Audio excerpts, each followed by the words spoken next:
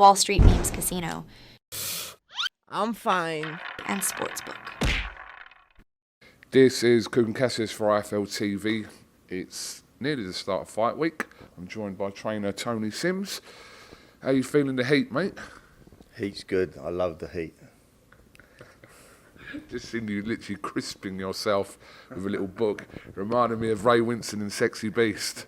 Yeah. Yeah, I love the sun, don't I? And so it's good for me. Mind you, Coog, running in this weather, mate, it's unbelievable. It's nearly 100 degrees. We've been running about 10:30 in the morning. So it's a bit difficult doing that, but laying in it, it's a pleasure. Yeah, no, we're just talking to Joe there about kind of obviously been out here since the back end of last month, and he kind of indicated to us that you weren't a massive fan of that, of coming out that early. I know, I was saying to him, like even the day before we left, I'm saying to him, you sure you want to come out 3 weeks early? But he was adamant he wanted to come out. And to be fair, since we've been here, we've had a good camp. Everything's on time here. Like you got the gym, the restaurant next door to each other, the pool. So everything's been really good here, and you know we've had a good camp here, to be honest. Big card, and we'll talk about that in a second. But Kakachi, obviously someone that you'll know from when he fought and only suffered his only loss in his career to Martin J. Ward many years ago now. How difficult or how tough of a fight could this be for Joe? Yeah, it was a tough fight then for Martin. It was for the British and Commonwealth, and he's a tough customer. And obviously, you know, it was a few years ago, so he's improved since then. And you know, Joe knows he's going to be in for a tough fight, and he's prepared well for it. And you know, Joe's fought some tough customers of late, and so he knows how to prepare, and he knows what he's got in front of him. Had to do things a difficult way, obviously, from the whole IBF situation, having to go and re-win that IBF title to become a two-time world champion. But yeah, he hasn't had it easy, but he's kind of overcome those kind of moments, isn't he, Joe? Yeah, and like you say, he won the IBF world title in unbelievable fashion, having a 2-round KO, and then unfortunately broke his hand and got stripped of the title. So he's had to come back into a tough fight with Rakimov, which was a really hard fight. Then he had a tough customer last time out in Vasquez. So, you know, he ain't been easy, but he's managed to win them fights. And, you know, Kakachi ain't going to be an easy fight either. He's the IBO world champion. So, you know, it's two world champions in with each other. A historic card here in Riyadh, obviously headlined by the undisputed heavyweight clash between Tyson Fury and Alexander Usyk. We know Team Fury is, you've been staying with them obviously, but how's that mood been with them and Tyson? Yeah, I've been talking to Tyson quite a bit this week, and he's in unbelievable condition. Watched a little bit of his training a couple of times, and he looks really well. His speed's there. You know, you talk to him, he's in a really confident mood of winning this fight. You know, he just feels like he's probably in you know, the best shape of his whole life, and he's looking to put on a show. Obviously, the fight card was scheduled for back in February. Obviously, Tyson suffered that cut. It was worked on very quickly to kind of get this date for May, which obviously was a disappointment at the time for yourselves as well, being on that card. But yeah, I mean, within 3 months or just over 3 months, it being rescheduled and it happening this week was the best case scenario, which is happening.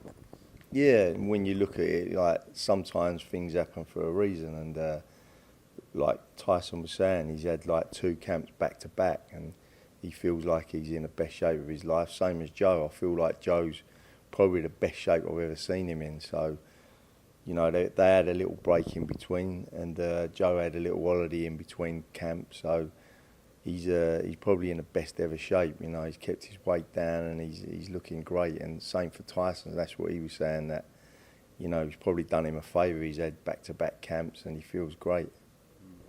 How do you see the actual fight itself playing out? I feel Fury.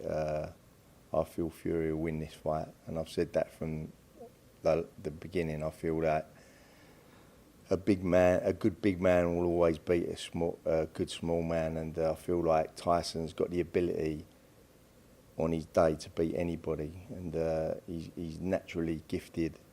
Like 6'9", he can maul you around, he can box you. He's got fast hands, and he's got a great boxing IQ. His ring generalship's second to none. He always knows where he is in the ring, and although I think Usyk's a great fighter, he's a brilliant fighter. We see the wins against Joshua, and I just don't feel that he can beat Tyson Fury, especially at the minute, especially his mindset as well. He's so determined to win this fight, and I just feel like Fury's going to win this fight. Do you think we'll see a heavy offensive approach from Fury in this fight? They've spoken about kind of, but we never know with Fury, kind of when, I remember those comments he made prior to the second Wilder fight about an offensive strategy, and everyone kind of dismissed him. We saw what kind of happened, but how do you see that part playing into it in terms of how Tyson will approach this fight? I just think he'll use his size, his reach, and he's, when he gets in close, he is actually a good inside fighter, Tyson.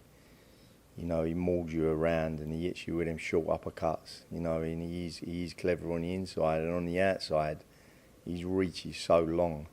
He's very difficult to get near and break down, and I just think like he'll probably outbox him and outpunch him as well. That's what I believe he'll do, and I just can't see Usyk beating him, to be honest.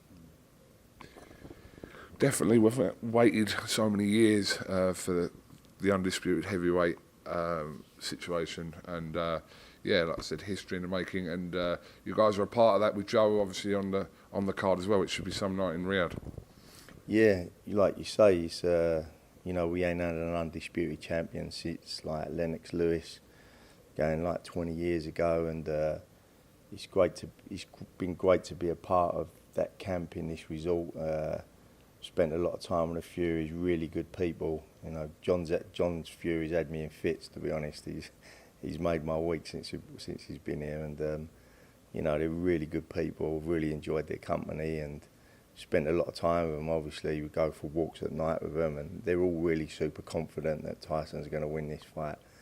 And you can just feel it in them. They're all looking forward to the fight, and like you say, it's going to be an unbelievable, spectacular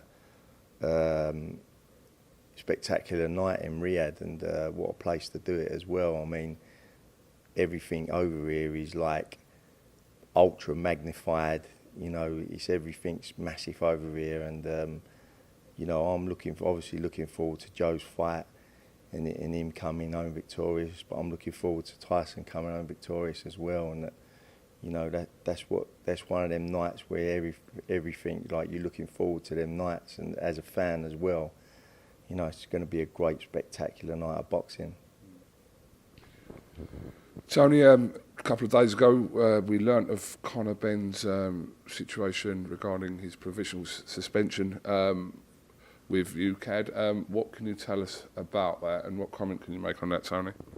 Yeah, obviously he's still ongoing, and it's disappointing that it's ongoing. It's like it's 2 years in July now, and since the test, and the kid just wants a fight now. I feel like he's been under the cosh for the last couple of years, and he's got a wife and kids to feed, and he just wants a fight, and just really want to get this over and done with. But obviously the lawyers are still doing it.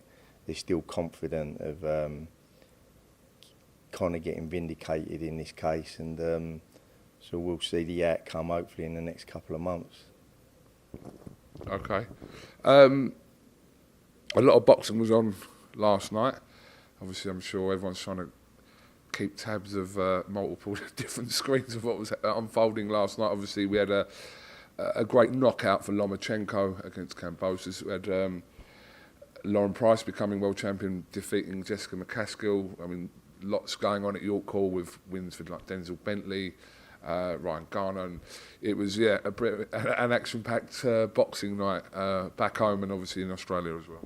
Yeah, sure, and like as boxing fans, that's what we want to see, and there was great nights of boxing last night. Obviously, the Lomachenko one was great. You know, him to come back at 36 and reclaim the world title, and what a dominant display he had against CASSIUS, and it still shows that, you know, there's a lot of life left in him, and he's still a very, very difficult fighter to beat. And the Lauren Price fight against McCaskill, she was dominating that fight. Unfortunately, the eye injury stopped the fight, but I feel like she would have gone on to win that. And as you say, Denzel Bentley was a great performance against Danny Dignam. You know, the body shots he put in there was great, and like you say, an evening of fight, boxing was brilliant for the fans and for us as well to watch. Yeah, absolutely. And this week, I'm sure there'll be many talking points from the week. It can't not be. There always has been in these kind of heavyweight fight situations, especially here in Riyadh. So, yeah, look forward to it, I suppose. And you can keep sunning yourself as the week goes on as well. That's it, mate. And I've got my old Essex partner, KUGAN CASSIUS, with me to keep me company. So I'm sure we'll have a good week this week, Kug. Absolutely. Brentwood comes to Riyadh. I think there's something in that, though. Forget about the Sims show. This is like, yeah, this could be something in with me and you. You know what I mean? That's it, mate. Yeah, it's good to have you here, Kug.